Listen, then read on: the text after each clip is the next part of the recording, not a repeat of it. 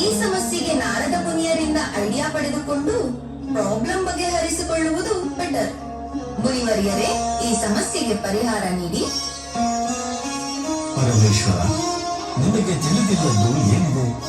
ಈ ಫಲದ ಸಲುವಾಗಿ ಅಣ್ಣ ತಮ್ಮಂದಿರ ನಡುವೆ ಒಂದು ಸ್ಪರ್ಧೆ ಏರ್ಪಡಿಸೋಣ. ಗೆದ್ದವರಿಗೆ ಪೂರ್ಣ ಫಲ ನೀಡಿದರೆ ಆಯಿತು. ಮುನಿವರಿಯರೇ, ಸ್ಪರ್ಧೆ ಏನೆಂದು ನೀವೇ ಈ ಹುಡುಗರಿಗೆ ವಿವರಿಸಿ ಹೇಳಿ. ಪರಮೇಶ್ವರ, ಹಾಗೇ ಆಗಲಿ. ಮಕ್ಕಳೇ, ಈ ವಿಶ್ವವನ್ನು ಯಾರು ಮೊದಲು 3 ಬಾರಿ ಪ್ರದಕ್ಷಿಣೆ ಮಾಡಿ ಮೊದಲು ನಮ್ಮ ಬಳಿ ಬರುತ್ತಾರೋ ಅವರಿಗೆ ಈ ಪೂರ್ಣ ಫಲ ದೊರೆಯುತ್ತದೆ. ಮುನಿವರಿಯರೇ, ನೀವು ಹೇಳಿದಂತೆ ಆಗಲಿ. ನವಿಲೆ, ನಡಿ ಹೋಗೋಣ. ನಿನ್ನ ವೇಗದ ಹಾರಾಟದಿಂದ ವಿಶ್ವವನ್ನು 3 ಬಾರಿ ಸುತ್ತಿ ಬರೋಣ.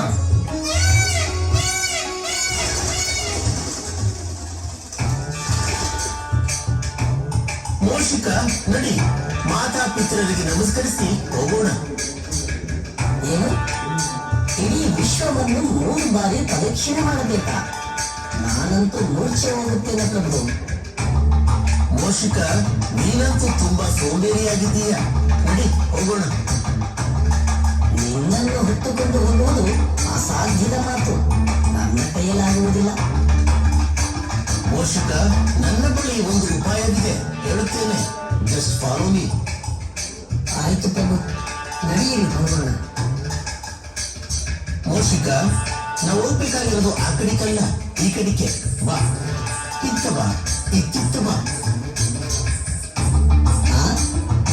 ಓ, ಈ ಕಡೆಗ? ಆಯ್ತು, ಬಂದೆ ಪ್ರಭು.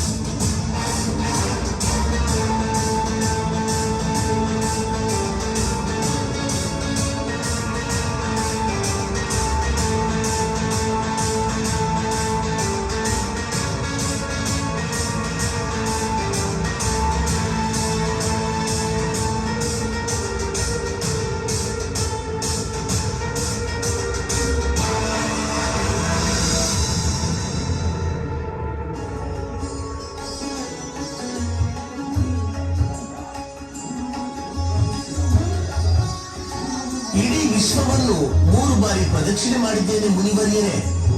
ಅದು ಹೇಗೆ? ನೀವು ಇಲ್ಲೇ ಇದ್ದೀರಿ, ಎಲ್ಲಿಗೂ ಹೋಗಲೇ ಇಲ್ಲ. ನಿಮಗೆ ತಿಳಿಯದ್ದೇನಿದೆ ಮುನಿವರಿಯರೇ? ನಮ್ಮ ಮಾತಾಪಿತರಲ್ಲಿ ಇಡೀ ವಿಶ್ವವೇ ಲೀನವಾಗಿದೆ. ಅವರನ್ನು ಪ್ರದಕ್ಷಿಣೆ ಮಾಡಿದರೆ ಇಡೀ ವಿಶ್ವವೇ ಸುತ್ತಿ ಬಂದಂತೆ. ಅರ್ಥವಾಗಿದೆ? ಅಲೆ ಅಲೆ ಪರಮೇಶ್ವರ, ನೋಡಿ ಗಣೇಶನ ಬುದ್ಧಿವಂತಿಕೆಯನ್ನು. ಇಷ್ಟು ಸರಳವಾಗಿ ಈ ಪಂದ್ಯವನ್ನು ಗೆಲ್ಲಲು ಬೇಕಾದ ಸುಲಭ ಮಾರ್ಗವನ್ನು ಕಂಡುಕೊಂಡಿದ್ದಾನೆ. ಈಗ ಕಾರ್ತಿಕೇಯ ಬಂದರೂ ಈ ಪಂದ್ಯದ ವಿಜೇತ ಗಣೇಶನೇ. ನಿಮ್ಮ ಮಾತು ಸತ್ಯನಾರಾಯಣ. ಈ ಪಂದ್ಯದ ಮೂಲಕ ತಂದೆ ತಾಯಿಯ ಮೇಲಿನ ನಂಬಿಕೆ, ಪ್ರೀತಿ, ಭಕ್ತಿ ಹಾಗೂ ಬುದ್ಧಿವಂತಿಕೆ ಪ್ರದರ್ಶಿಸಿದ್ದಾನೆ ಗಣೇಶ. ಇಂದಿನಿಂದ ಮೊದಲ ಪೂಜೆಗೆ ಅರ್ಹನಾಗಲಿ. ಪ್ರಭು, ನಡೀರಿ. ಭೂಲೋಕದಲ್ಲಿ ಕಾರ್ತಿಕ ಮಾಸದ ಪೂಜೆ ನಡೆಯುತ್ತಿದೆ. ಗೂಳೂರಿನಲ್ಲಿ ಬೇಕಾದಷ್ಟು ಮೋದಕ, ಕಡುಬು ಸಿಗುತ್ತದೆ. ಭಕ್ತರು ನೈವೇದ್ಯ ಇಡಲು ಕಾಯುತ್ತಿದ್ದಾರೆ. ಹೋಗೋಣ, ನಡೀರಿ ಪ್ರಭು. ಮೋಷಿಕ, ಹಾಗೆ ಆಗಲಿ.